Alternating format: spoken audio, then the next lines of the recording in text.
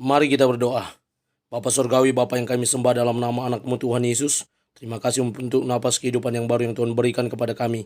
Sebelum kami mulai aktivitas kami mau disapa dengan kebenaran firman Tuhan. Dalam nama Yesus kami berdoa. Amin. Sapaan rohani buat kita pada pagi hari ini, Rabu 17 April 2024. Saya ambil dari kitab Yeremia pasal yang ke-51 ayat yang ke-50. Demikian kesaksian firman Tuhan. Kamu orang-orang yang terluput dari pedang, pergilah, janganlah berhenti, ingatlah dari jauh kepada Tuhan, dan biarlah Yerusalem timbul lagi dalam hatimu. Ingatlah dari jauh akan Tuhan.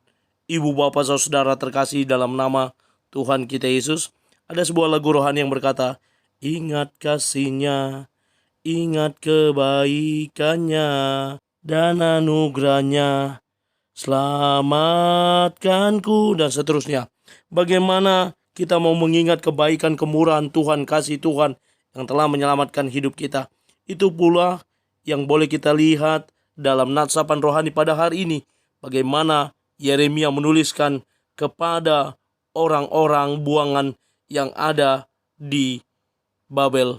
Mereka yang telah terluput dari pedang. Bagaimana mereka pada saat peperangan antara Babel mengalahkan Yehuda, mereka diselamatkan dan mereka menjadi tawanan perang.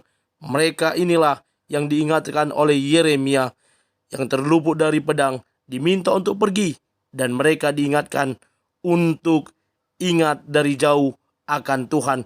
Mengingat Tuhan, mengingat kebaikannya yang masih boleh mengizinkan mereka memperoleh keselamatan, dan mereka diingatkan juga nantinya Tuhan akan menyelamatkan mereka, membawa mereka pulang ke Yerusalem. Sebagaimana di bagian terakhir dari nats ini, biarlah Yerusalem timbul lagi dalam hatimu. Kenapa Yerusalem diingatkan untuk timbul dalam hati mereka?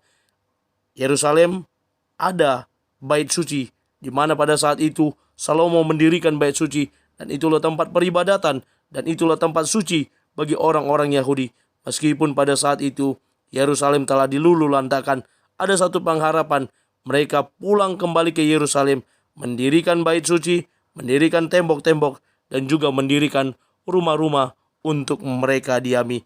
Keselamatan murni datang daripada Tuhan. A.W. Tozer berkata, keselamatan adalah dari pihak kita sebuah pilihan. Dari sisi ilahi itu adalah merebut, menangkap, penaklukan oleh Tuhan yang maha tinggi. Kami menerima dan bersedia adalah reaksi daripada tindakan. Hak penentuan harus selalu tetap pada Tuhan. Bagaimana Tuhan yang berinisiatif untuk menyelamatkan bangsanya, demikian juga menyelamatkan kita, umat pilihannya. Umat yang hari ini juga menerima anugerah keselamatan karena kematian Kristus di kayu salib. NN berkata, keselamatan itu asalnya dari Tuhan. Patut kita ingat dan renungkan hal tersebut. Kita harus mengingat bahwa keselamatan yang kita peroleh itu berasal daripada Tuhan dan menurut inisiatif Tuhan, bukan karena kuat dan gagah kita. Mari kita ingat kebaikan Tuhan atas hidup kita yang telah meluputkan hidup kita dari kecelakaan, niat orang jahat, bahkan mara bahaya, dan memberikan keselamatan bagi kita. Amin. Kita bersatu dalam doa. Terima kasih Bapa untuk firman-Mu. Mampukan kami menjadi pelaku kebenaran firman Tuhan yang terus hidup dalam Tuhan. Dalam nama Yesus kami berdoa.